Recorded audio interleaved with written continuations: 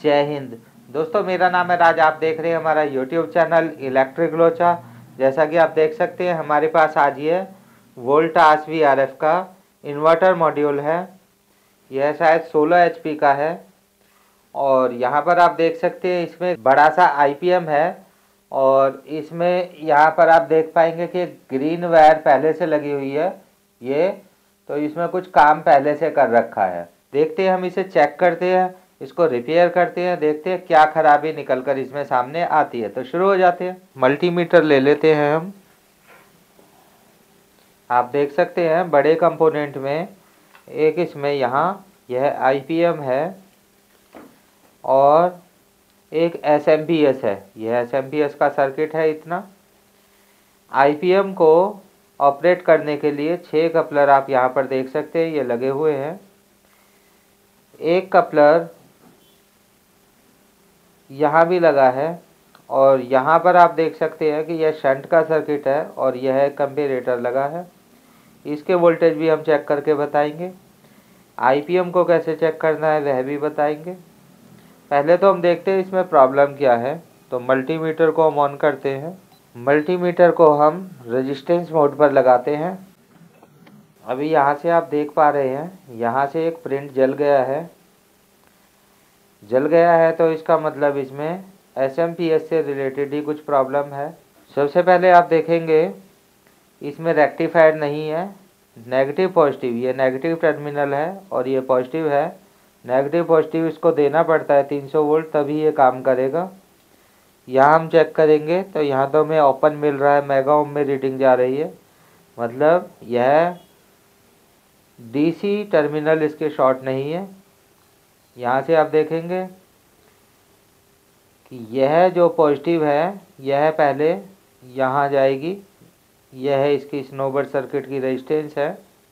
ये रेजिस्टेंस, एक कैपेसिटर, एक डायोड।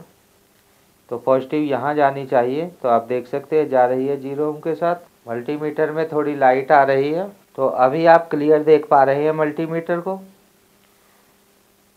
अब हम यहाँ चेक करेंगे तो आप देख सकते हैं यहाँ आ रही है और इसके बाद यह फिर ट्रांसफार्मर की पिन पर पॉजिटिव आ रही है और फिर यह IC के ड्रेन पर। तो उल्टा करके चेक कर लेते हैं। अभी आप समझ गए होंगे हम क्या चेक कर रहे हैं। ये आप देख सकते हैं यहाँ पर 0 0 आ रहा है और इसके बाद ये ट्रांसफार्मर की वाइंडिंग से यहाँ पर आ जाता है। यहाँ पर आप देख सकते हैं नहीं आ रहा है, मेगा ओम में रीडिंग जा रही है। तो इसका मतलब इसकी ट्रांसफार्मर की वाइंडिंग ओपन है। तो सबसे पहले हम ट्रांसफार्मर को बाहर निकाल कर देखेंगे कि ट्रांसफार्मर किस कंडीशन में है। तो इसे हम बाहर निकाल लेते हैं। पहले डिसोल्डरिंग गन से डिसोल्डर करने से पहले थोड़ा सा अगर शोल्डर कर ले तो जल्दी से डिसोल्डर हो जाता है। आप देख सकते हैं शोल्डर करने के बाद जब आप डिसोल्डर करेंगे तो ये बहुत ही आसानी से बहुत ही अच्छा डिसोल्डर हो जाएगा।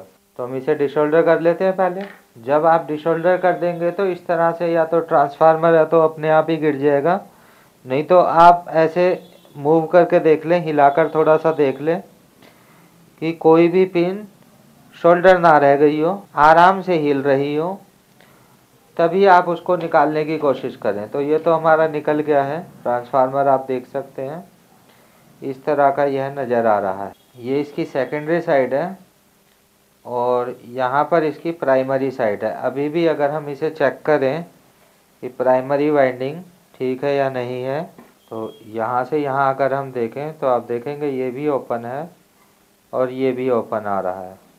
हम देखते हैं हमारे पास दूसरा ट्रांसफार्मर है क्या। अभी साथियों आप इसमें देख पा रहे हैं कि यहाँ इसमें ये छेड़छाड़ जो की हुई है, तो यहाँ से हमने इसे हटाया था। ये वायर ग्राउंड में लगी हुई है और आप देख सकते हैं यह जो प्रिंट जला है यह नेगेटिव का जला है। पॉजिटिव डायोड से जाएगी, नेगेटिव वाला ग्राउंड वाला प्रिंट ही जला है यहाँ से भी। और यहाँ से जो देख पाएंगे आप, यह जो प्रिंट जला है यह वाला प्रिंट भी नेगेटिव के साथ कनेक्ट है। तो यहाँ भी नेगेटिव का प्रिंट जला है और पीछे भी हम आपको दिखाते हैं। यहाँ भी एक नेगेटिव का प्रिंट जला है।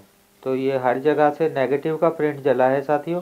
आप देख सकते हैं यह वाला ट्रांसफार्मर हम इसमें लगाने वाले हैं।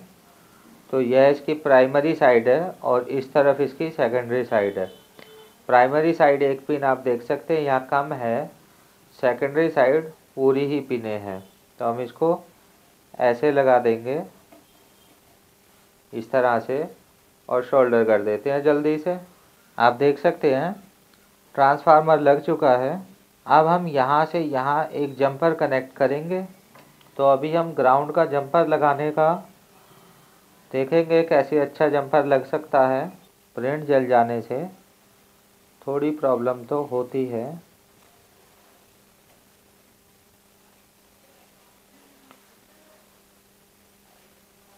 आप देख सकते हैं हम थोड़ी सी वायर एक्स्ट्रा रख के कट कर लेंगे ताकि बेंड कर सकें, और यहाँ से बेंड करके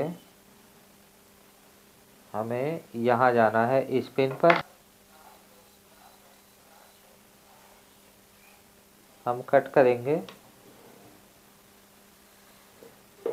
अभी आप देख पा रहे हैं कि ग्राउंड कनेक्ट हो गया है, कि यहाँ भी इसका ग्राउंड ब्रेक हुआ है।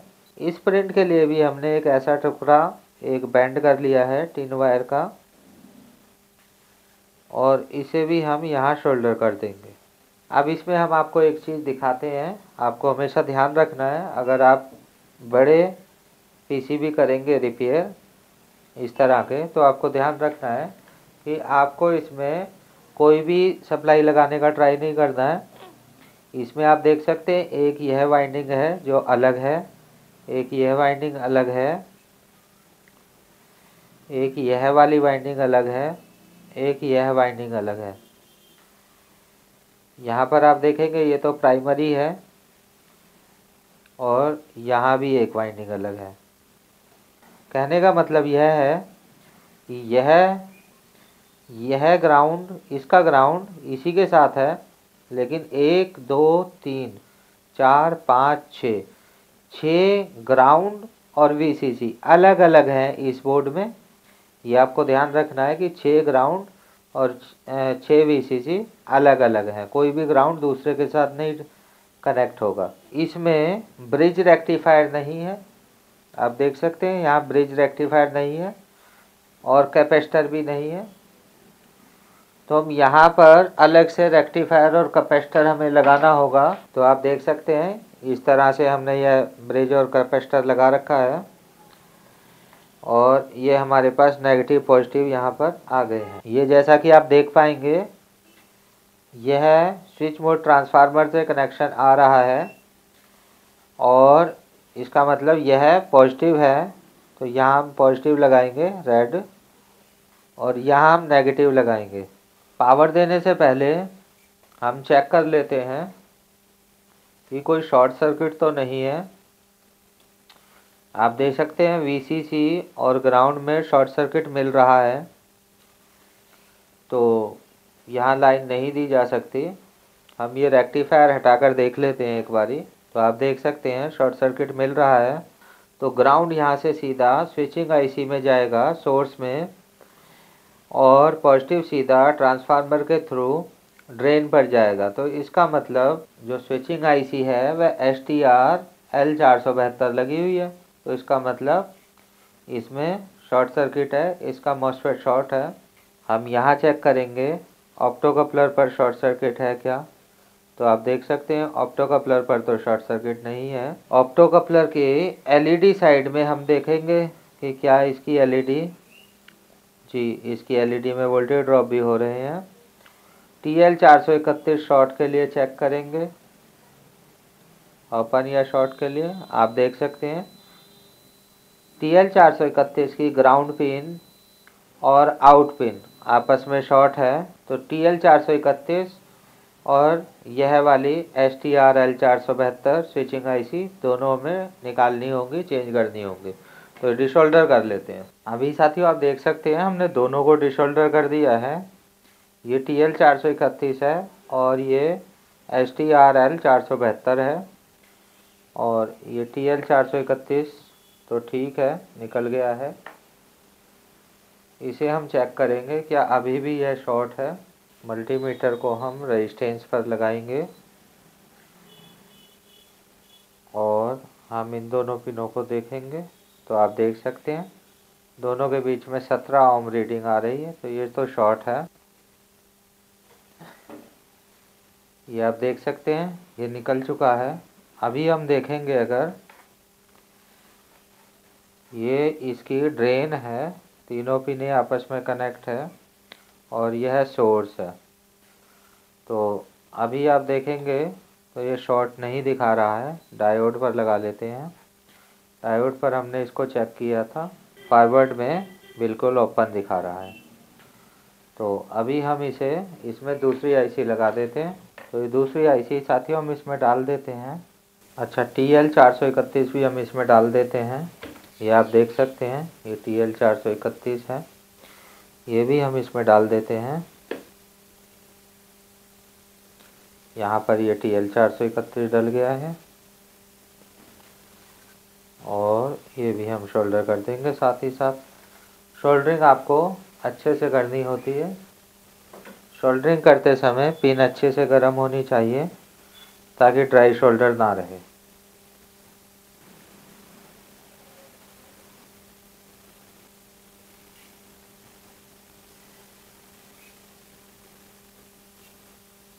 आईसी शोल्डर हो चुकी है। TL431 को भी शोल्डरिंग कर देंगे। इसमें हमने ये डायोड को ठीक से लगाया, जंपर वगैरह लगाए और यह स्विचिंग आईसी चेंज की और एक TL431 चेंज किया। एक ट्रांसफार्मर ख़राब था, ये किया। अब हम इसे ऑन करके चेक करेंगे। तो जैसा कि हमने आपको बताया है कि इसमें सभी के अलग अलग ग्राउंड है, तो सभी पावर सप्लाई हमें चेक करनी होंगी ओके बन रही है या नहीं बन रही है।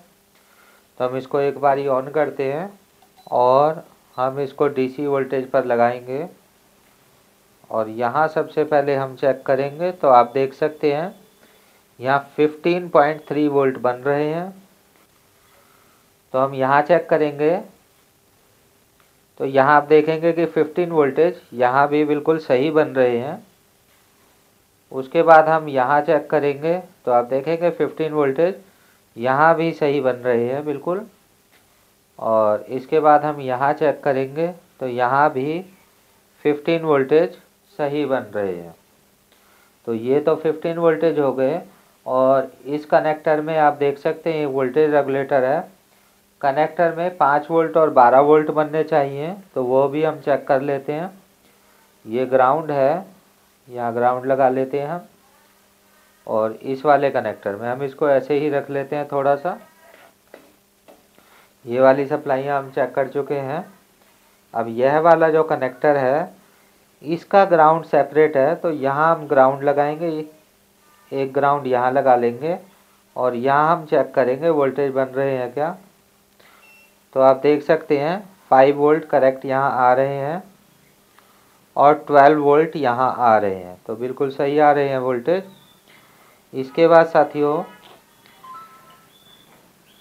ये हमारी सभी सप्लाइयाँ चेक हो गई हैं। ये तो चल ही रही है तभी फीडबैक चल रही है।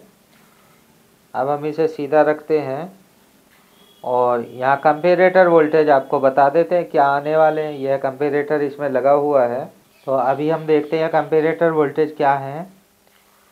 तो हम यहाँ चेक करेंगे पहले कितने वोल्टेज आ रहे हैं। 15.3 वोल्टेज आ रहे हैं। और यहाँ हम चेक करेंगे तो यहाँ भी 15 वोल्टेज आ रहे हैं कंपेरेटर के आउट में। और यहाँ हम चेक करेंगे 1.28 वोल्टेज आ रहे हैं पिन नंबर 6 पर। और 7 नंबर पिन पर 15 वोल्ट और 8 नंबर पिन पर भी 15 वोल्ट। और यहाँ पर आप देखेंगे तो 2.9 वोल्ट इसकी 5 नंबर पिन पर आ रहे हैं। 4 नंबर पिन ग्राउंड होती है, ये ग्राउंड है। फिर इसके बाद 3 नंबर पिन इनपुट है, नॉन इन्वर्टिंग पॉजिटिव। तो आप देख सकते हैं 0.118 वोल्ट यानी 118 मिली वोल्ट। इसके बाद हम यहाँ देखेंगे तो यहाँ पर फ़िलहाल 0 वोल्ट और आउट में 15 वोल्ट। तो यह इस कंपेरेटर के वोल्टेज थे।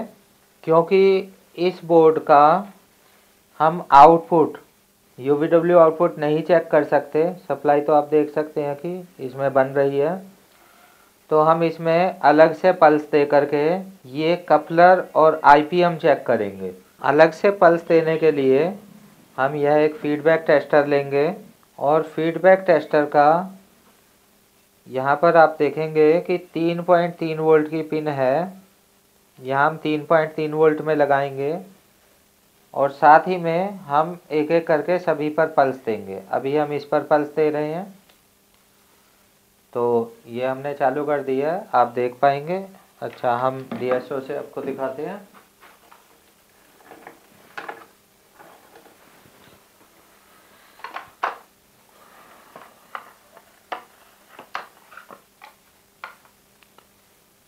तो आप देख पा रहे हैं ये हमारा DSO है। और सबसे पहले हम चेक करेंगे कि हमारी पल्स यहाँ जा रही है क्या। तो आप देख सकते हैं इस तरह की पल्स हमें मिल रही है। हम एक प्रॉब अपनी यहाँ पॉजिटिव पर रख रहे हैं, तो ये इस तरह की पल्स हमें मिल रही है क्योंकि ये कपलर में जा रही है। LED पर हम देखेंगे किस पर जा रही है। यह इस कपलर पर आ रही है, आप देख सकते हैं, पहला, दूसरा, तीसरा। इस कपलर पर यह सेम पल्स हमें मिल रही है। और हम इसकी आउटपुट में अभी चेक करेंगे, तो आउटपुट में हम ग्राउंड यहाँ लगा लेंगे और सबसे पहले हम देखेंगे यहाँ 15 वोल्ट आ रही है क्या। तो आप देख सकते हैं यहाँ 15 वोल्ट आ रही है और यह इसकी आउटपुट है। यह गेट ड्राइवर टाइप कपलर है, तो आउटपुट में यहाँ हमें कुछ नहीं मिल रहा है। हम अगले कपलर में लगाएंगे, नेक्स्ट में देकर देखेंगे हम। तो यह हमारा नेगेटिव है। फिर से हम चेक करेंगे पल्स किस में आ रही है। तो आप देख सकते हैं इस कपलर में हमें पल्स मिल रही है। इसकी आउटपुट में अगर हम देखेंगे तो हमें इसकी आउटपुट में कुछ नहीं मिल रहा है, बल्कि इनपुट में हमें यहाँ पर ये पल्स मिल रही है। और आउटपुट में, इसकी आउटपुट में भी हमें कुछ नहीं मिल रहा है। तो जब साथियों इसकी SMPS ख़राब हुई है तो उसके साथ ये कपलर ख़राब हुए हैं। तो ये सभी कपलर ख़राब हैं। और अगर हम मल्टीमीटर से देखना चाहें, क्योंकि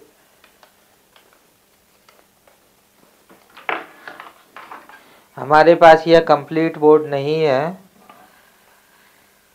और कंप्लीट ये साइट पर ही चलता है, इसलिए इस तरह के बोर्डों को ऐसे ही चेक किया जाता है। यहाँ से हम देखना चाहेंगे, यहाँ ग्राउंड लगाते हैं और यहाँ पर आप देख सकते हैं इस पर 2.8 वोल्टेज मिल रहे हैं, ये नहीं मिलने चाहिए। और ये 2.8 वोल्टेज यहाँ से आ रहे हैं, आप देख सकते हैं। ये IPM साइड है जहाँ हमें 6 वोल्ट मिल रहे हैं, 6.9 7 वोल्ट मिल रहे हैं। तो इसका मतलब IPM की यह इनपुट भी ख़राब है, गेट ड्राइवर ख़राब है इसका। और अगर हम यहाँ देखेंगे, यह तीनों IPM की हैं, तो यहाँ भी हमें आप देख सकते हैं 347 347 मिलीवोल्ट मिल रहे हैं।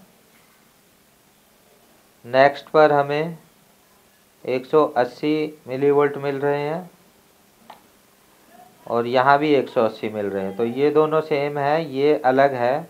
तो लो साइड इस IPM की ख़राब है और यह कपलर भी ख़राब है।